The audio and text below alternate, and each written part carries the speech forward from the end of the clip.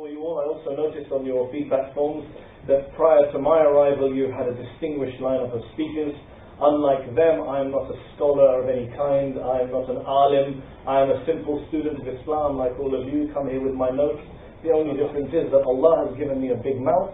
So here I am to share it with you all. If I say anything of any use, it is from Allah. Any mistakes are from me. Can I ask you all, before we go any further, yesterday in Iraq and the day before in Iraq, our Shia brothers and sisters were blown to pieces once again on their way to do ziyarah to our imams. Let us pray for their souls. Let us pray for that country. Let us recite Surah Fatiha for all those mu'mineen moments.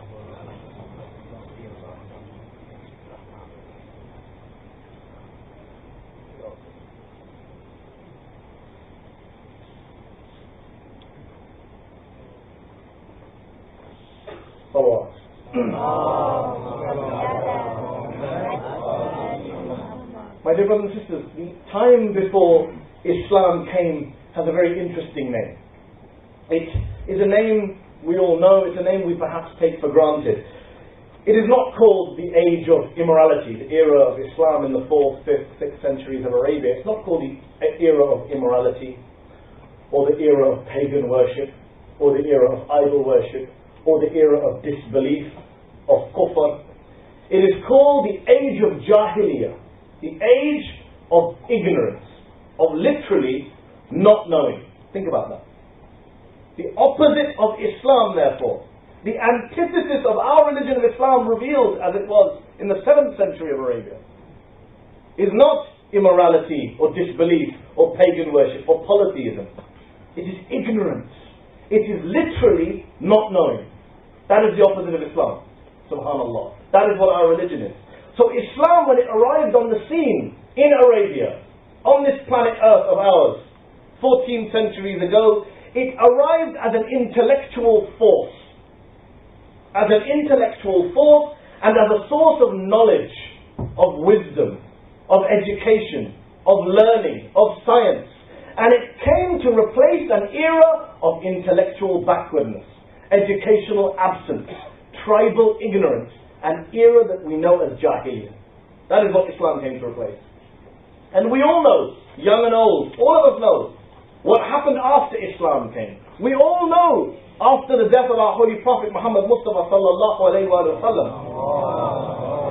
we all know what Islam achieved in the so-called golden age of Islamic learning and science. For example, under the Abbasids, 800-900 years ago, in places like medieval Iraq, in Baghdad, in places like Muslim Spain, in Cordoba, from mathematics to medicine, from biology to chemistry, from astronomy to physics, Islam had a significant, if not decisive, contribution to the progress of each. We all know this. Even non-Muslims know this. Some of you may have watched recently on the BBC, on BBC 4 I think it was, there was a series of programs called Science in Islam, presented by the Iraqi-born physicist Professor Jim Al-Khalili of Surrey University. And he spent 4 programs going into great depth, a real epic series of programs, in which he went into depth about how Western science, for example, owes its progress, owes its sustenance to great Islamic thinkers and scientists like Al-Biruni, Al-Jahiz, Ibn Haytham, Ibn Rushd, Ibn Sina, and countless other classical, medieval, familiar Islamic names. And he went into great depth. And I watched this program, and lots of Muslims, you know, whenever there's a Muslim program on television, you get the emails and people ring you up and say, there's a program about Islam, quick watch it. And we all watch it and we take great pleasure. I watched this program and I really enjoyed it. A well-made program, presenter very good, contributions for non-Muslims to understand very important. And yet I watched it with a sense of despair and a sense of sadness. Because this program was pure history.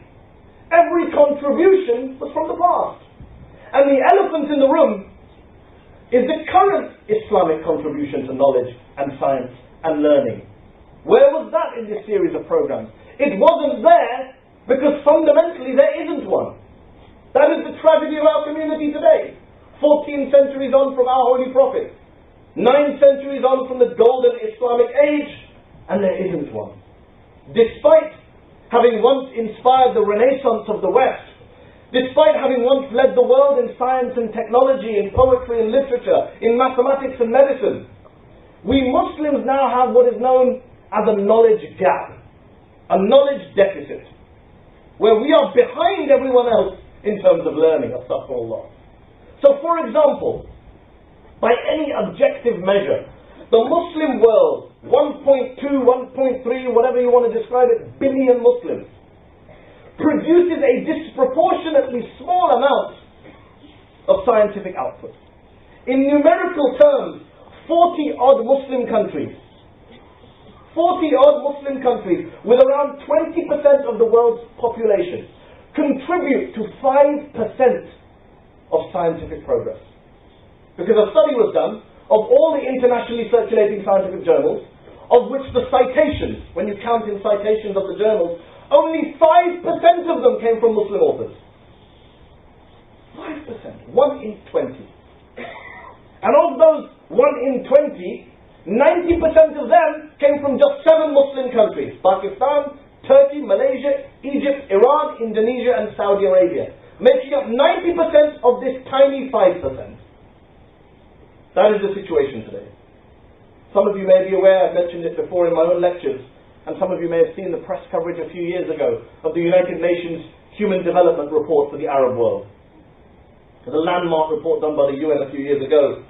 And one of the points it raised was that the Middle East, which we regard as this bastion of wealth, despite all its oil wealth, despite all the construction booms, despite all the seeming number of graduates emigrating abroad, is an intellectually stagnant area of the world where 1 in 3 Arabs, 65 million human beings in that region of the world, Muslims, are functionally illiterate, of which 2/3 are women. 10 million children in the Middle East have never stepped foot inside a classroom, inside a school. That is the modern Muslim legacy. The Middle East, from where Islam originated, is now intellectually closed off to the outside world. So that, for example, foreign books are hardly translated in the Muslim world.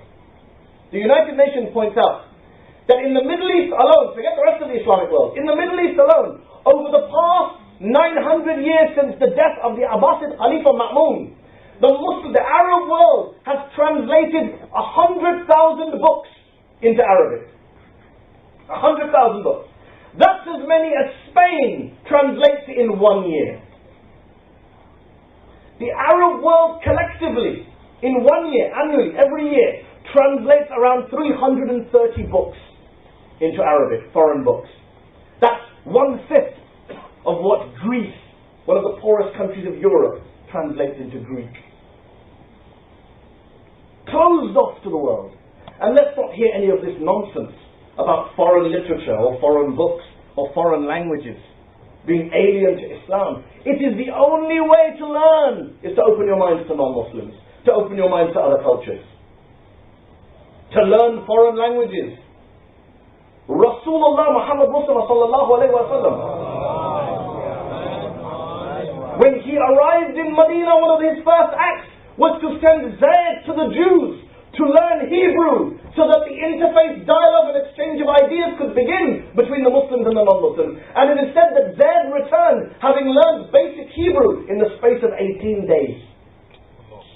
And today, we translate collectively in the home of Islam 1/5, 1/3 of what Greece or Portugal or Spain translates in a year, all of Muslims. Today, literature is not translated.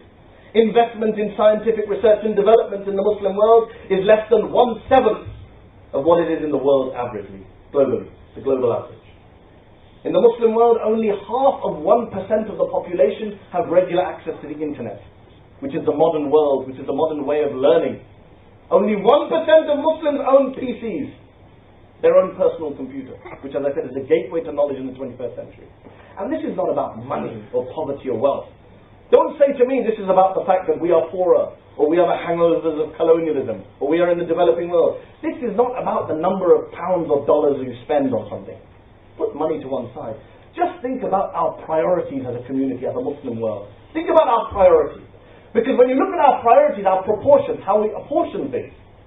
You look, for example, in the field of research and development, Japan, the United States, Germany, the West as an average spend around 2% of their GDP, their national income, on research and development.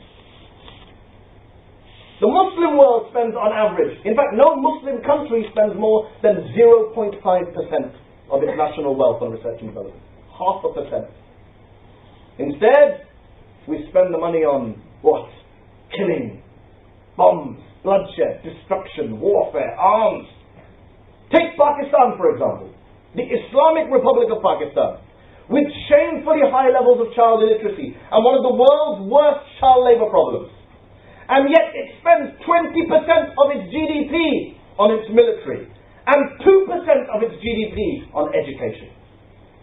10 times as much on killing and warfare as it does on educating the next generation of Muslims. $11 billion the United States gave to Pakistan since 9/11, of which $8 billion went straight to the Ministry of Defense. $3 billion went on development, of which only a tiny proportion went to secular education. Non-Taliban schools. And we'll come to them later.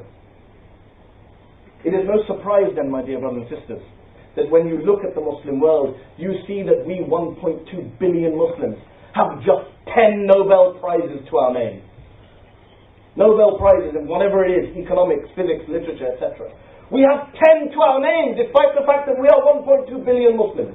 And our Jewish brethren, who we spend so much time fighting and arguing with, 12 million Jews in the world, they have 150 Nobel Prizes to their name. All of Israel's top 6 universities feature in the top 200 universities on earth. None of the Muslim world's top universities feature in the top 100 or 200 universities in the world. And then we wonder why we're losing battles. We are not being outfought, we are being outthought, my dear brothers and sisters. We are not underarmed, we are undereducated. We have lost our ability to think, to acquire knowledge, to advance intellectually. And then we wonder why our community is in such decay. Why globally, wherever you find Muslims, we have such problems. It's not a secret, it's not a conspiracy. It's clear to anyone who just looks at the numbers. In fact, the Pakistani academic Professor Parvez Hudboy sums it up. He says, you will seldom encounter a Muslim name as you flip through scientific journals. And if you do, the chances are that this person lives in the West. No major invention or discovery has emerged from the Muslim world for well over 7 centuries. That arrested scientific development is one of the most important elements that contributes to the present marginalization of the Muslims and our growing sense of injustice, alienation and victimhood. Puts his finger on the nail. And that is why tonight, my dear brothers and sisters, it is my contention that we Muslims have gone from Jahiliyyah, that pre-Islamic phase of ignorance, back to Jahiliyyah, a new post-Islamic 21st age of Muslim ignorance, where we are not only ignorant, but you find Muslims taking great pride in our ignorance, great pride in the fact that we have cut ourselves off from everyone else. Yet Islam, as we know, stresses learning. It stresses education.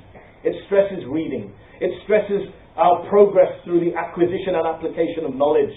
It stresses critical thinking. It stresses independent minds. It stresses the use of reason, of aql, to advance ourselves and our societies, our families and our communities. Which other religion on earth has a holy book where the very first verse revealed to the messenger of that holy book is Iqra? Read, Allah says. That very first ayat of the Quran which Jibreel brings to Rasulullah, Allah says, Iqra, read. Read in the name of your Lord who created you. He taught you by the use of the pen, who taught you what you did not know. The very first message of Allah to His messenger to pass on to mankind. Read. The very first human being created, Adam alayhi salam. What is the first thing he is given? Knowledge. To raise him above the rest of creation, the angels and the jinns. What does Allah subhanahu wa ta'ala say in Surah Al-Baqarah? Surah number 2 verses 31 to 33, Allah says, and Allah taught Adam all of the names. Then He placed Adam and Hawa before the angels and said, make known, He said to the angels, make known to me the names if you indeed uphold the truth. The angel said, all glory is yours. We have no knowledge except that which you have taught us. You, Allah, are the knowledgeable. You are the wise. Allah said, O Adam, make known to them the names. This is the superiority of man. Knowledge. Without that knowledge, we have no superiority. We have no claim to distinction. No special place in this universe. The Quran, my dear brothers and sisters, continually expounds again and again the rational proofs of Allah's omnipotence, Allah's omniscience. The wonders of creation, for example, the gestation of animals, the movements of the heavenly bodies, the atmospheric phenomena, the gestation of vegetables, plant life. We look around this world and we see that Allah makes it clear to us in Surah Al-Imran when He says these are signs, these are ayat for those of insight. For those of us who have insight, the world is Allah's greatest proof. The world is Allah's greatest demonstration of omnipotence and sovereignty. And that is why, my dear brothers and sisters, in Islam, to believe is to know. To disbelieve is not to know. That is what it fundamentally comes down to. It is to remain ignorant, to cover up knowledge. After all, what is kafir? Kafir comes from the root word, which means to cover up, to conceal. The kafir is the one who covers up that knowledge which is clear. The French Orientalist scholar Lamens, he once wrote that the Quran is not far from considering unbelief, disbelief, as an infirmity, as an illness, as a disease of the human mind. Subhanallah. Non-Muslims point this out to us. In the Quran, Allah subhanahu wa ta'ala repeats throughout the Quran more than 50 times the verb aqala, which means to connect ideas together, to reason, to understand an intellectual argument. Throughout the Quran, for example, 13 times we find Allah using the phrase, أَفَلَا تَعْقِلُونَ. Have you then no reason? Have you then no aql? For example, Surah Baqarah, verse number 44, Allah says, will you not then use your reason? Allah is asking us, will you not then use your aql? Throughout the Quran we find this. We find, for example, the ulul albab, the people of understanding are referred to. They are singled out for praise in the Quran 16 times. 16 times they are referred to with praise. Words like thought, thinking, thoughts, and so on are mentioned 18 times. The word hikmah, wisdom, is mentioned 20 times. The word burhan, proof, is mentioned 8 times. Again and again in the Quran we find Allah exhorting us, calling out to us with questions, rhetorical questions. Allah calls out to us in surah after surah of the Quran. Will you not then see? Will you not then think? Do you not then remember? Do you not then examine? Do you not then stop and think? Do you not then wonder? Again and again Allah is calling out to our intellects. Not simply our hearts, our intellects. To stop and think about this religion. To stop and think about this life of ours. Sallallahu.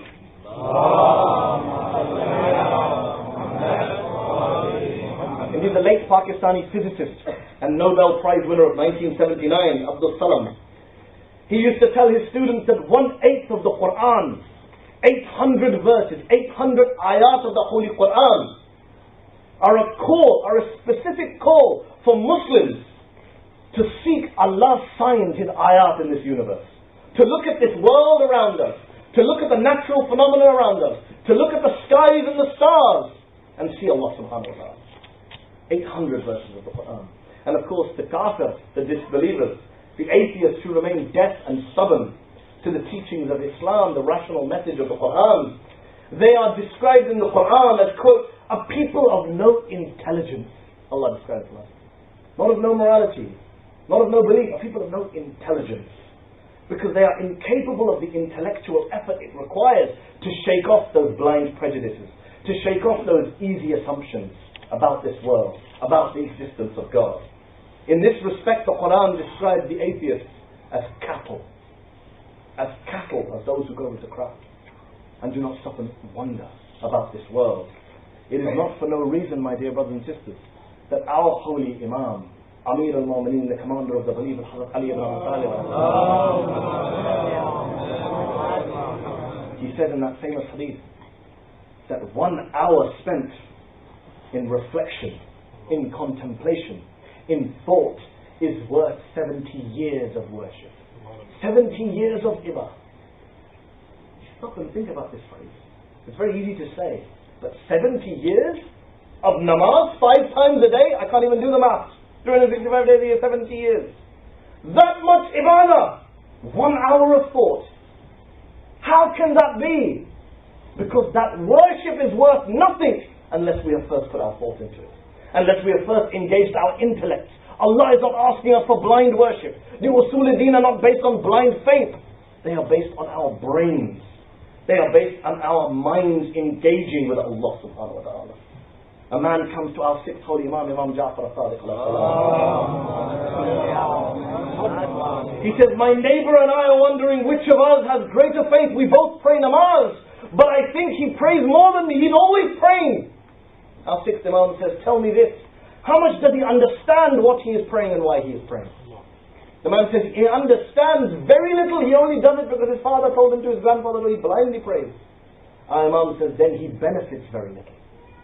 He benefits very little. The benefit from that worship is based exactly on your understanding and intellectual engagement with that worship. Whatever that worship may be, whether it is prayer, whether it is fast, whether it is the Hajj. So what?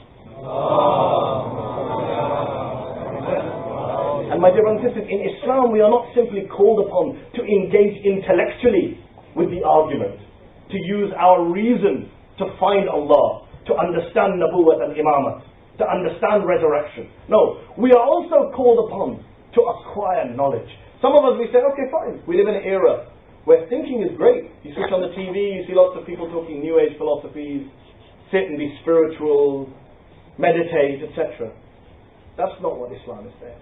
Islam says, use your brain, stop and think, reflect, meditate, but don't give up on that intellectual pursuit that goes with that thinking. There is no point thinking if you have nothing to think about, if you have no knowledge to go with those thoughts. Any one of us can sit and have great thoughts. What's the basis? Islam orders us that to go with those thoughts, you need some basic knowledge. Knowledge, ilm. Allah subhanahu wa ta'ala uses the word ilm in the Quran more than 80 times. And the derivatives, the various words also referring to knowledge, to ilm, are mentioned more than 100 times. Our ulama tell us that it is one of the most commonly occurring words in the Quran. Knowledge. It may not be something that's common to our community, but it's something that's common to our holy book that we claim to follow. It is something that's common to the sunnah of Rasulullah. What did our holy prophet say so famously? He said, seek knowledge. You've all heard this hadith. He said, seek knowledge your entire life from cradle to grave, even if you have to go as far as China. This is the hadith of Rasulullah. Seek knowledge from the cradle to the grave, even if you have to go as far as China. What does he mean? This hadith has two basic messages. The first part is that seeking knowledge is not something incumbent only on the youth. In our community we think that knowledge, education is for children. You go to school, primary school, middle school, senior school, GCSEs, A-levels, degree, whatever it is. And then you're done. Now it's money time. Now it's work time. Now it's family time. Now it's leisure time. And knowledge is something you did as a child. So someone asks you a question, you go, I remember, I read about that in school. But it's the past. It's not your present. Certainly not your future. Islam says, Rasulullah says, no, knowledge is incumbent upon you from cradle to grave. That the oldest of the oldest, the most learned of the learned, till he dies, has to be acquiring knowledge. We have this phrase, I learned something new today. You have that phrase, I learned something new. You never learned, you always learn something new. Didn't know that. Variety of these phrases we have, especially at work, in offices. Somebody tells you some new bit of gossip. Oh, I didn't know that. You learn something new every day. Great phrase. It is an Islamic obligation to learn something new every day. To acquire knowledge. What do I mean by that? Go to an Islamic university? Go to a madrasa? Go and back and do a master's in Islamic studies? Inshallah, if you can, please do so. But that is not what Rasulullah is saying. Knowledge does not simply mean that you have to go and sit in a university. It means read. Read a book. Pick up a magazine. Go to a majlis. Listen to a lecture. Go on Google. The 21st century library that brings the entire world into your house. We have no excuse. Our generation has no excuse for being ignorant, for being jahil, for having no knowledge. None whatsoever. From cradle to grave, the obligation is upon us. And of course, we have the means. No excuse. And of course, the second part of that hadith, but before I come to that, one other point, is that when we have the obligation to chase knowledge as Muslims, as Ja'fari Shias, we call ourselves the members of Ja'fari Shias. We are followers of the sixth holy Imam, Imam Ja'far as-Sadiq. And yet, Imam Ja'far is recognized even by the non-Muslims as one of the greatest scholars of all human history. We're recognized as the father of the sciences, the father of chemistry, the father of physics, etc., etc. We claim to be followers of his. Ja'fari Shia. No other 12 Imams give Allah a name. Ja'fari Shia. Do you understand the burden that puts upon you? That we are followers of Ja'far, Imam Ja'far. We cannot embarrass our Imam by being those of the ignorant ones. By being those who say, I'll find it out tomorrow. I don't know. Is our answer to everything. And we actually revel in our lack of knowledge. Oh, I don't know. I'm not nerd. That's what we do. To have knowledge is something special or distinctive. No, it is an obligation on every Ja'fari Shia. We don't want to embarrass our Imam. And above all, we don't want to embarrass ourselves. We Muslims embarrass ourselves every day with our lack of knowledge. When we are challenged on our faith, we don't know how to defend ourselves because we don't know our faith. Someone comes to you and says a verse. I mentioned this last time I came to Manchester. When I read a majlis here on violence, that we are accused of being terrorists. And people now come and they quote verses of the Quran to us. It says in the Quran that you must slay the disbeliever wherever you find them. And we haven't read that verse ourselves, so we have no response. We haven't bothered to study the tafsir to understand it, so we have no response, and we embarrass ourselves. And not just Islamic knowledge, worldly knowledge. We Muslims want to engage with the world, but we have no knowledge of the world. We've cut ourselves off from the world. So we make silly comments. We pass around forwarded emails without checking whether the contents are true. We go to a mosque and we overhear a story or a conversation or some gossip. We think it's hard evidence of something and we go and pass it on. Someone tells us, I heard this from someone, it's true. And you take it as fact. And that's what we call knowledge? That's what we call the knowledge of the Ja'fari Shia? We Muslims embarrass ourselves. Recently on television, one of the channel controllers, one of the television channel controllers went on a live discussion program to discuss the whole DEC appeal for Gaza and why the BBC and Sky were not running it. And a Muslim was in the audience. It was a live discussion program, great opportunity for Muslims to put their questions to senior members of the media to challenge them. And a young girl was in the audience with a hijab, very articulate, well spoken. And she said, I didn't expect this from the BBC, I expected it from Sky because they're run by the Jews. He said, are they run by the Jews? She said, yes. He said, I don't think they are. Rupert Murdoch's not Jewish. John Riley, head of Sky News, is not Jewish. Jeremy Darroch, chief executive, not Jewish. She said, aren't they? Oh well. And she moved on. Now I watch stuff like that and I'm embarrassed. That here we are, fighting for an honourable cause for our brothers and sisters in Palestine, and we don't even have basic knowledge of the terms of debate. I mean, Muslims who say, Gaza, it's outrageous what Israel has done. I was arguing with a Jewish friend of mine the other day. What did you argue about? Do you know the history of their race? Have you ever bothered to read up on Palestine? Do you know what the UN resolutions say? Do you know what the international law says? We don't. We just follow the crowd. We are the cattle that Allah condemns in the Quran. And we can't be. We can't be. We have to acquire knowledge every day, night and day. And Rasulullah says in the second part of that hadith, you have to go as far afield as China. What does that mean? It doesn't mean literally get on a plane and go to Beijing tomorrow. It's an analogy. China, a non-Muslim country then, a non-Muslim country today. What is Rasulullah saying? Go to the non-Muslims if you have to learn. Don't put up any walls around you to say, this is Islamic knowledge, this is in the Quran and Hadith, this is what I learned in madrasa, this is what I learned in my Muslim school, this is what I learned from my Muslim friends. That's it. Everything else, haram. No, Rasulullah says, go as far as you can. And today, as I said, we don't need to go anywhere. The world comes into our houses. And yet we shut ourselves off from the outside world. During the Khilafat of the second Khalifa, the Muslim army reached Egypt and found the great library of Alexandria with one of the greatest collections of literature and historical documents. And the commander of the army sent back a message to Medina, to the Khalifa, to say, what do we do with this library? And the message came back, burn it down. Because if the books say anything that's against the Quran, we don't want them. And if they say what's in the Quran, we don't need them, so burn them down. Amir al-Mu'mineen went to the Khalifa. He begged them, don't send this decision. Don't send this message. Amir al-Mu'mineen said, these books are treasures of knowledge. They cannot say anything against the Quran if they are true books of knowledge. The knowledge contained in them will help us act as commentators on our own literature, our own religion. They will help prove the message that our Prophet has brought to the world. Knowledge is an asset for human beings. It is a birthright for man. It should never be destroyed. Salawat. This is Amir al-Mu'mineen 14 centuries ago. And today you find Muslims saying, I will only send my child to a Muslim school. I have no problem with Muslim schools. Every Muslim has a right to send their child wherever they like. What I have a problem with is those Muslims who say to other Muslims, don't send your children to non-Muslim schools. Don't send your children to secular schools. Only come and learn within the Islamic faith, within the Islamic umbrella. As if we should be scared of the knowledge of the non-Muslims. As if the knowledge of the non-Muslims will undermine our faith and our Creator and our Rasul and our holy book. What are we so afraid of? Why are we so close-minded? Rasulullah, after the Battle of Badr, took many members of the Quraysh prisoner. 70 of them were the cream of the cream, the elite of the elite. Some of the most educated and richest members of the Quraysh. Rasulullah says to them that I will free you tomorrow. No need for your family to pay a ransom. No need for any booty. No need for any gold or money. I will free you for free tomorrow if each of you teaches 10 children of Medina to read. 10 children of Medina to read. His companions say, Ya Rasulullah, these same people will go back and they will come back and fight us at the next war, the next battle. Rasulullah says it does not matter. We need their knowledge. Our children need their knowledge. They have a skill we cannot close ourselves off to. There is no risk we should not take. There is no barrier we should not overcome to educate ourselves.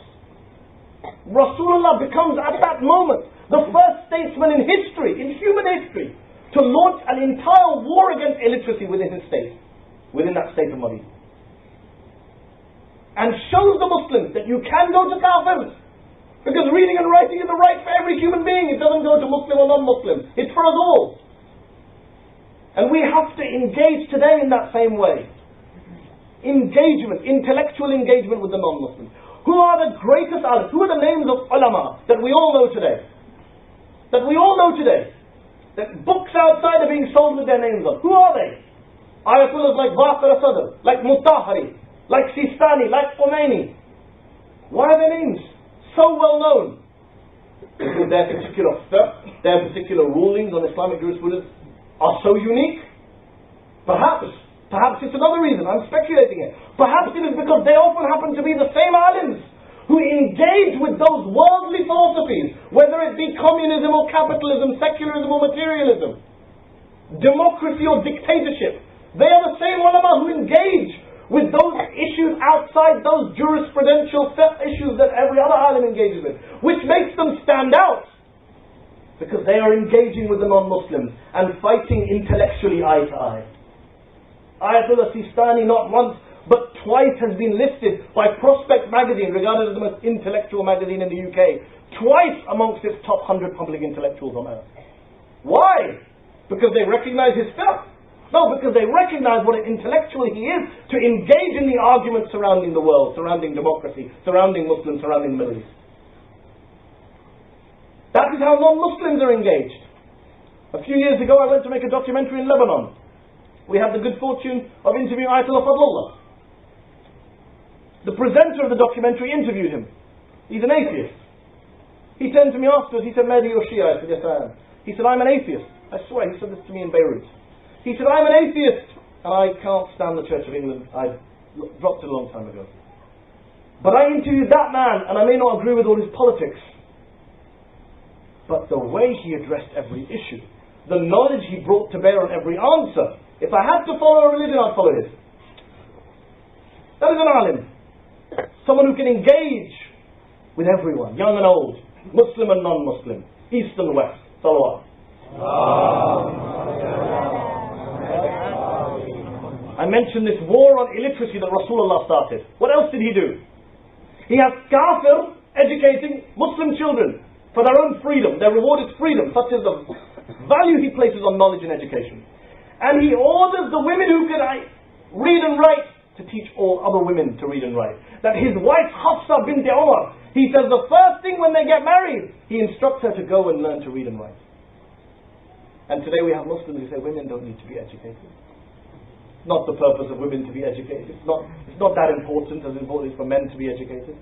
Today, the most infamous Muslims in the world, the Muslims who have become household names here in the West, that if you walk down the street, everyone's heard of them. Who are they? They are the same Muslims who became famous denying women access to schooling, denying girls the right to go to school, denying Muslim female doctors the right to see patients. They are the Taliban, Subhanallah, what a name they chose for themselves. The Taliban, the students, people who have never studied anything themselves and are trying to stop other people from studying, they call themselves Taliban. That is our community today, that is what we have amongst us. And these are the same kind of people who have given us that bad name, who have associated Islam and Muslims in the eyes of the non-Muslims with violence and bloodshed, with terror, with insurgency.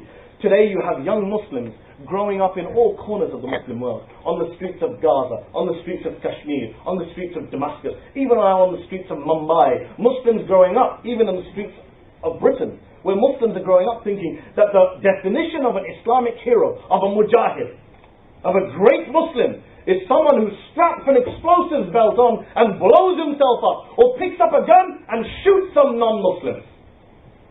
And yet what did our Holy Prophet Rasulullah Muhammad Mustafa sallallahu alayhi wa sallam say? He says the ink, Rasulullah says, the ink from the pen of a scholar is holier than the blood of a shaheed. The ink from the pen of a scholar, think about that, is holier than the blood of a martyr. Subhanallah. But how many of our Muslims have heard this hadith? How many of our Muslims spread this hadith around? If more of our Muslims heard this hadith and saw this side of Rasulullah, I swear to you, without exaggeration or melodrama, I say this to you, we as a community would have more Nobel Prize winners and fewer suicide bombers. If we understood the balance between acquiring knowledge and going out and fighting. Both have their time and their place. Going out to fight in defense of Islam is important given the time and situation. But Rasulullah is saying, scholarship, knowledge, ilm, the intellect is worth more. Knowledge, my dear brothers and sisters, is what we must chase in this life.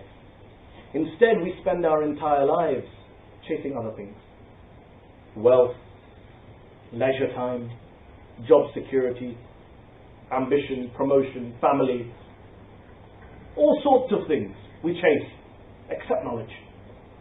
Knowledge is something we pick up along the way if we can. It's incidental. It's incidental. It's a means to an end, if anything. It's not the end in itself. When it should be the end. When it should be the priority. Knowledge is superior to everything else. Knowledge is superior to everything else. One day, during the time of our first Imam Ali alayhi salam,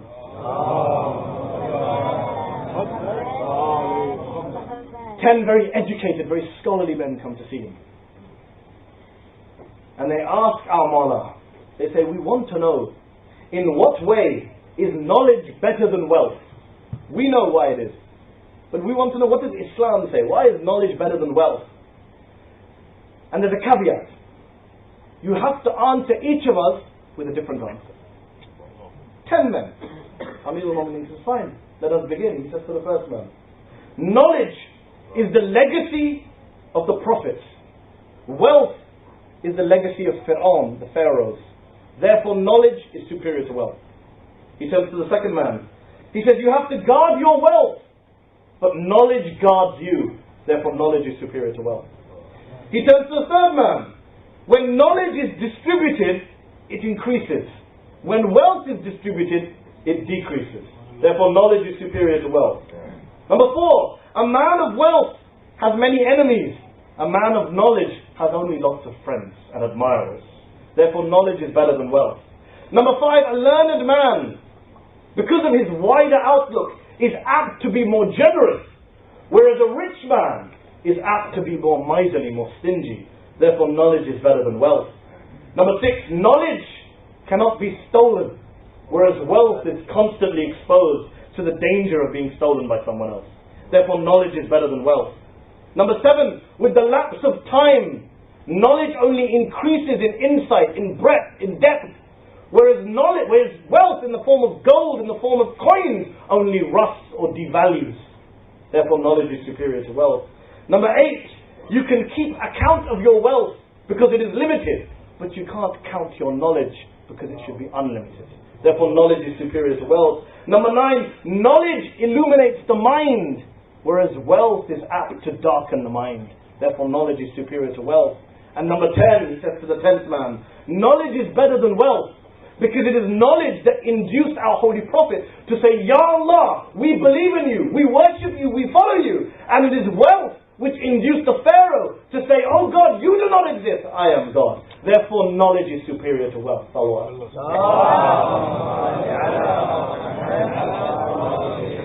This is Amir al-Mu'mineen, and this is knowledge. In one incident, this is our Mawla explaining to us why it's so important, why we have to chase it. And it comes from the words of this man who spent his entire life spreading knowledge, distributing knowledge, expounding on knowledge. He is not simply the greatest of warriors, as we remember Mawla Ali, the greatest of statesmen, the greatest of believers. He is the greatest of intellectuals, the greatest of scholars, the greatest of educationalists, the father of all of our Imams. We talk about Ja'fari Shi'ism, we talk about Imam Ja'far being the father of chemistry and physics and astronomy, and yet Ali ibn Abu Talib is his father. This is Ali. What did Rasulullah say about him in that famous hadith that we all know? Ana Madinat al-Ilm wa Aliyun Babaha. I am the city of knowledge and Ali is its gate. Countless Sunni scholars have narrated this hadith. Allama Tirmidhi in his Sunnah, Imam Ahmad ibn Hanbal in his Fadail al-Sahaba, Imam Hakim in his Mustadrak. 50 Sunni scholars have narrated this hadith of Rasulullah. And it is the most beautiful hadith because Rasulullah, being the blessed man that he is, being that greatest of human beings, you and I, were we to praise Ali, we might say that Ali, what did I just say a few moments ago? I turned here. I said Ali spent his life distributing knowledge, spreading knowledge. Rasulullah could have said, I am the city of knowledge and Ali is its distributor, Ali is its spreader, Ali is its protector. But Rasulullah is Rasulullah. He says Ali is its gate. Gate, its entrance. To enter that city of knowledge, you have to go through Ali. There's no other option. It is not that Rasulullah is ahead of me, that ilm of Islam is ahead of me, and I will go that way or that way. No, Rasulullah says you come through the door. You come through this Ali, this gateway to knowledge. That is Imam Ali, Bab al-Ilm. And another reason I love this hadith so much is because some of you may be aware that it is such a valuable hadith, and our enemies have realized it's such a valuable hadith, that they have tried over the years to even distort and corrupt this hadith. And some of you maybe see that in some books, very few books, but some, and I mention it only for pure amusement practically, that you find the hadith where they say that Rasulullah says, I am the city of knowledge, Ali is its gate, Abu Bakr is its foundation, Uthman is its roof, Umar is its wall. Subhanallah. Let's stop and think for a moment. Ali is its gate, we've discussed, the entrance to knowledge. Abu Bakr is its foundation. How can any man be the foundation of knowledge for the Prophet of God? This is haram. If you and I said this, we would say, oh, you Shias are bringing down the level of the Prophet. Another human being is the base of his knowledge? Astaghfirullah. This cannot be true. Uthman is the roof of the city of knowledge. Subhanallah. Rasulullah did not say, I am the house of knowledge, for there to be a roof. He said, Madinat al-Ilm, city of knowledge. Which city on earth has a roof? Are we in sci-fi world, where there is a city with a roof? There is no roof. There is no Umar over the knowledge of Rasulullah. There is no Uthman, sorry. Umar is the wall of the city of knowledge.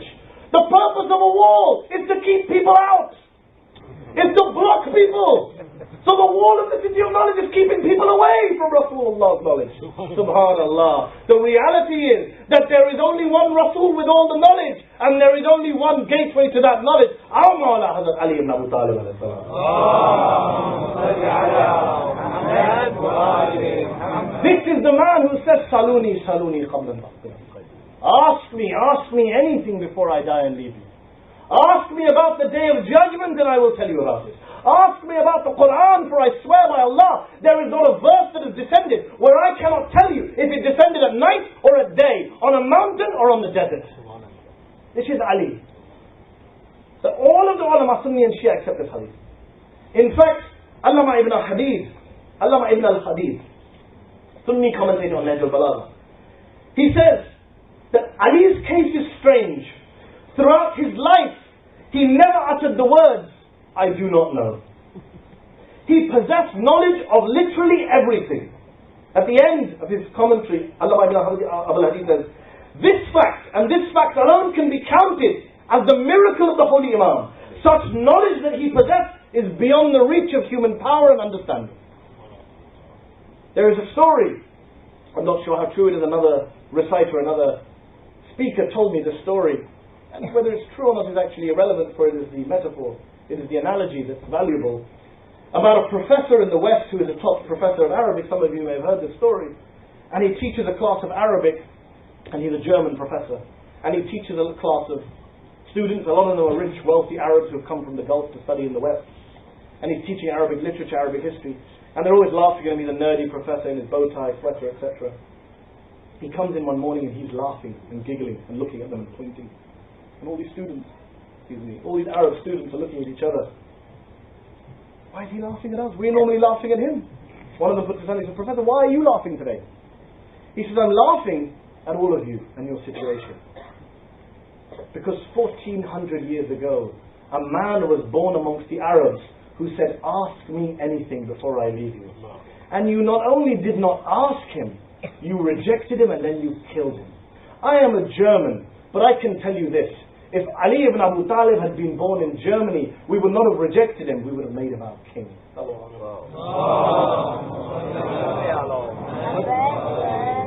And my dear brothers and sisters, my time is short, so let me say this, let me sum up this part of the discussion by saying this. Knowledge is important for our faith. Knowledge is important for our usul-i-deen. Knowledge is important to improve our lives. Knowledge is important to save us from the situation we find ourselves in today, where we are decaying, where we are under attack, where we are castigated by the non-Muslim world. Knowledge is important for all these reasons. But let us not forget that other crucial reason why knowledge is so important. Knowledge is that thing which distinguishes the rightful leader from the wrongful leader. Today the Muslim world is in the situation it is in because we have over us either elected or dictatorial leaders who have no knowledge of anything. We are ignoramuses led by other ignoramuses, happy to remain content in our ignorance. Allah subhanahu wa ta'ala says in the Holy Quran, in Surah number 39, verse number 9, say, are those who know and those who do not know alike?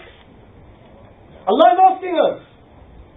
This was the question that was not asked at Saqifa. Are those who know and those who do not know alike?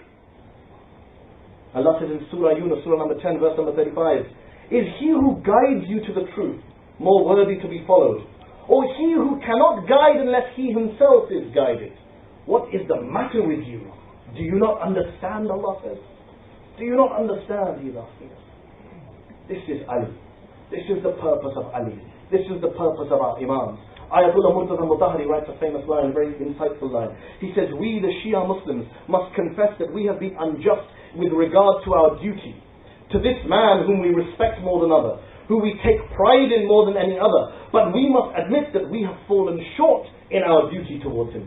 We did not want to realize the significance of Ali, or we were unable to. All our energy and all our labor was devoted to proclaiming the Prophet's statements about Ali and to denouncing those who ignored Ali. But in doing so, we failed to pay attention to the intellectual side of Ali ibn Abi Talib. He's talking to all of us, we who claim to be lovers and Shia of Ali, of Hassan, of Hussein. Knowledge, intellect, that is what connects us. And what did Imam Ali say? He says, knowledge is the twin of action. Knowledge goes hand in hand in action. He who is knowledgeable must act. For knowledge calls out to action.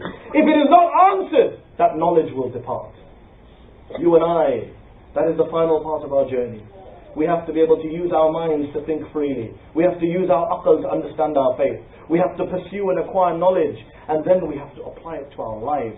Then we have to act as the best Muslims possible to reform ourselves and our communities, our lives and our families, our deen, our madhab, our ummah. We come in these majalis in Muharram and Safar, and we forget the intellectual side of Azadari. What is Azadari? Is it only crying? No. Imam Hussein alayhi salam, our third holy Imam, Sayyid al-Shuhada, Imam Hussein ibn Ali, did not give his life, did not sacrifice his children, and his friends, and his companions, and his brothers, so that we simply sit and cry, important though that is. He did so in order to shake up our minds as well as our hearts, our intellects as well as our emotions. So when we come to these majalis, we should come to engage intellectually and not simply emotionally. We should come to learn new things and go away with new knowledge to apply to our lives. Otherwise the Azadari is only half done. We haven't taken the full content of this dual purpose of Azadari, where we Muslims reform our ummah by shaking our emotions, by shaking our morals, and by also shaking our intellect, by shaking our aql. So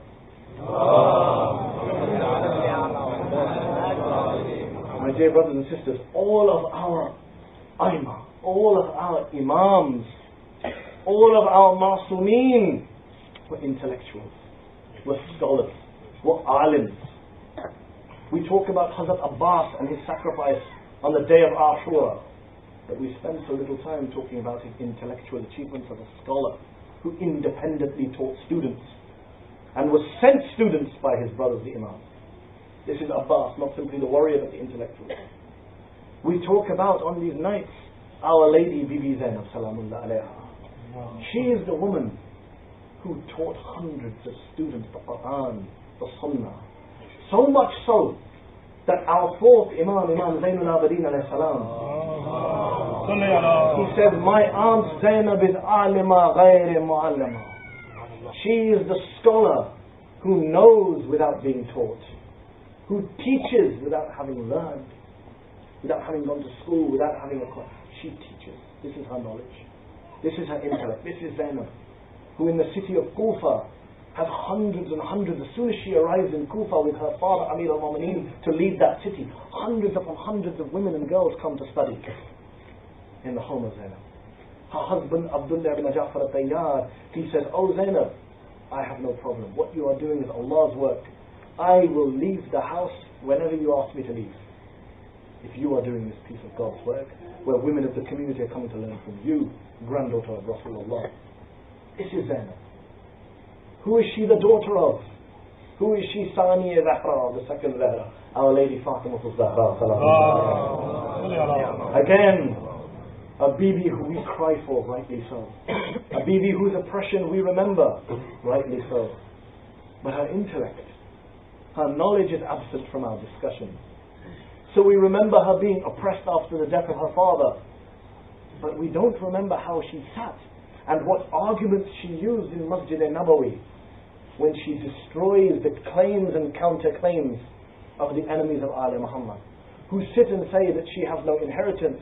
She responds with the Quran. They say she does not know her father. She responds with the Quran. Again and again, every claim they make, this young woman Fatima al-Zahra responds with the Quran. For she knows that knowledge is the greatest way to defeat your enemies. And she does. History testifies to the silence of her opponents, her intellectual opponents, in the face of her onslaught with ayat of the Holy Quran. This is Fatima al-Zahra. This is whom we have to learn from as knowledgeable Muslims. This is who we have to follow. And her daughter Zainab, who, as I said, she spent years teaching the people of Kufa, teaching the women of Kufa, who went back to their husbands, and their husbands are so proud. They went back to their children, and they passed on that knowledge to their sons and their daughters. What did our sixth holy Imam, Imam Ja'far as-Sadiq alayhi salam, say? He says the education of a child begins 20 years, 30 years before its birth with the education of its mother. Zainab is teaching these women. She's teaching the next generation of Muslims. She's teaching the children and boys of Kufa. And I ask you this on these nights. How does that Zainab feel that when she returns to that same Kufa in chains, with chains around her neck and chains around her arms, what is the reaction of those people of Kufa? That they throw stones at her, they throw boiling water at her, they spit at her, they taunt her. This Zainab who gave her life for them, this Zainab who taught them right from wrong, this Zainab who taught them Islamic knowledge, in the same city of Kufa. And this is how she's being treated. That on Shamia Qariba, what is the line she uses? What is the line she uses on Ashura when her brother is being killed? She said, is there not a Muslim amongst you? Bibi Zainab stands on that hill. She said, is there not a Muslim amongst you? And on Shamia Qariba, she is left alone to fend those women and children. Imam Sajjad says that in my entire life I saw my Aunt Zainab praying namaz sitting down on only one occasion, and that was Shamia Qariba. That my aunt was so tired, having gathered together all of the widows and children, that she fell upon her knees to perform Maghrib namaz. My dear brothers and sisters, you and I, we say we are tired and we skip a namaz. We say we are tired and we oversleep Fajr. Here is Zainab on Shamia Ghariba. The one namaz of her life she prays sitting down. Because she has been carrying the bodies of her sons. She has been carrying the bodies of her brothers. I wonder what it feels like to bid farewell to 7 brothers on one day. I wonder what it feels like to bid farewell to 7 brothers, 6 of whom are younger to you. How does a sister send 6 younger brothers out to die? On the day of Ashura, when Hazrat Abbas is leaving from the tent to get water, Bibi Zainab calls over her brother Abbas. She says, "Oh my beloved brother Abbas, when my father was dying, he called me near his bedside. He said, Zainab, you will need the most patience. Zainab, you will be dragged through the streets of this city of Kufa with chains around your neck." Abbas, when our Baba said this to me, I wondered, how can a woman who has 7 strong brothers to protect her, how can she be dragged through the streets in front of Ghairmet? Abbas, today you are leaving, and I know that time has arrived. That Abbas, you will no longer be here to protect us. Your 3 brothers will no longer be here to protect us. Our Imam Abdullah will not be here to protect us. What will I and Kulthum go through? This is what Zainab went through. Then when she arrives in that Darbar of Sham, and when she has that meeting, that famous meeting with the wife of Yazid, Hind, who was the Khalif of Fatima, she says, "Oh lady, where are you going?" She says, "From Sham we are going to Medina." She says, "Who do you know in Medina?" The wife of Yazid says, "I know the family of Rasulullah.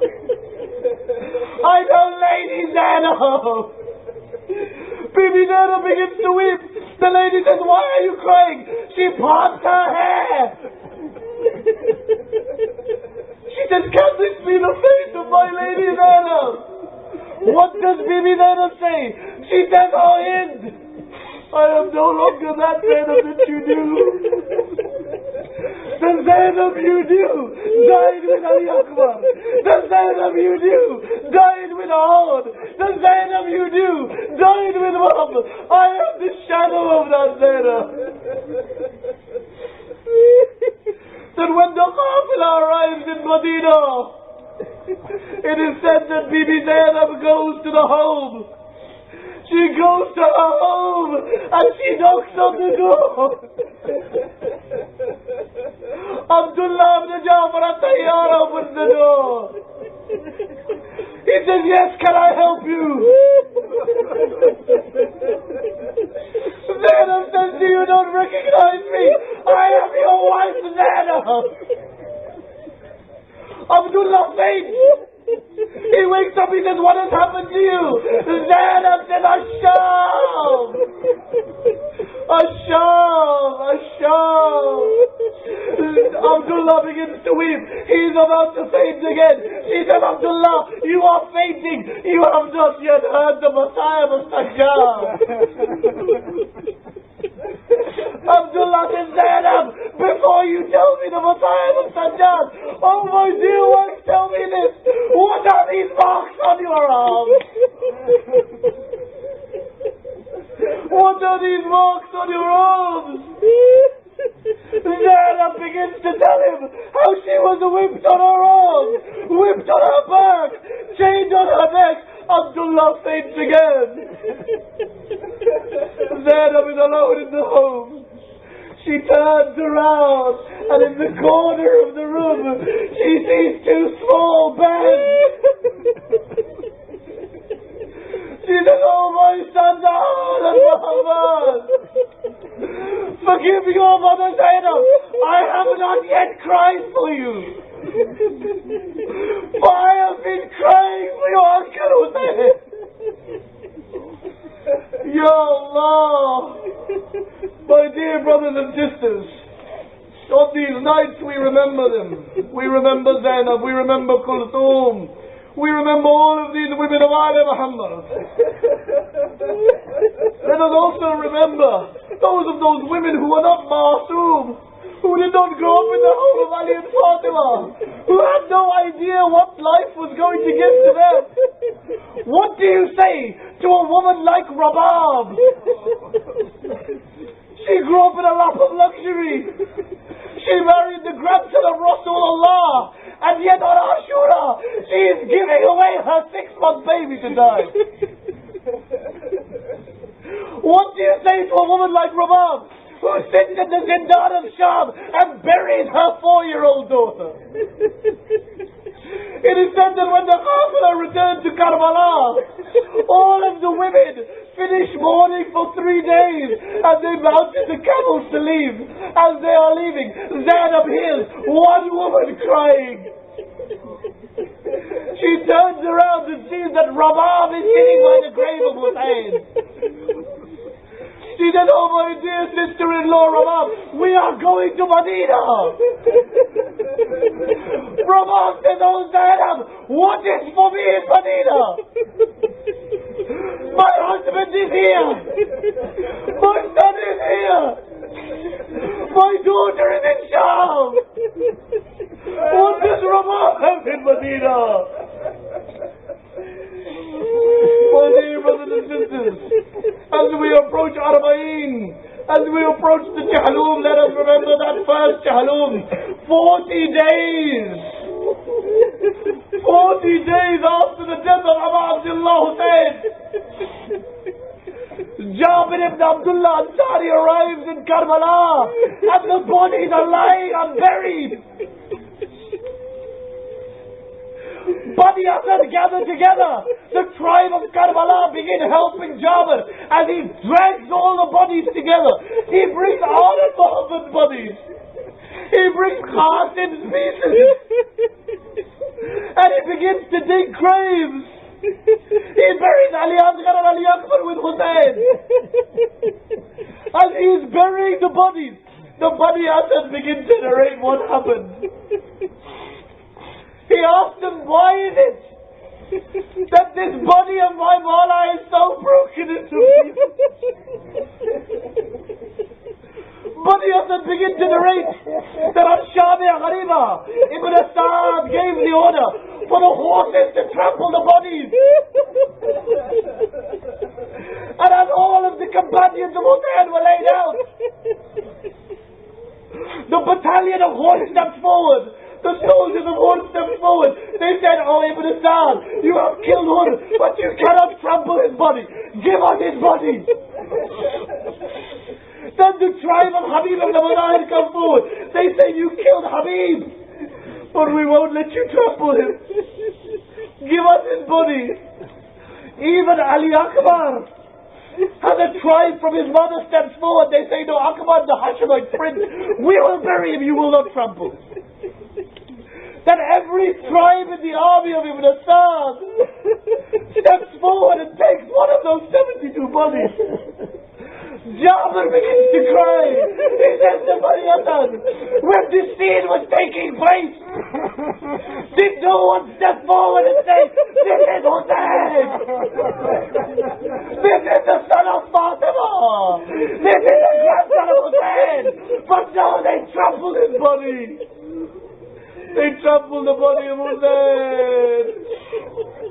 وَسَيَعْلَمُ الَّذِينَ ظَلَمُوا أَيَّامُ الْخَلَبِينَ يَدْخَلَبُونَ مَا سَمَيْ حُسَيْنَ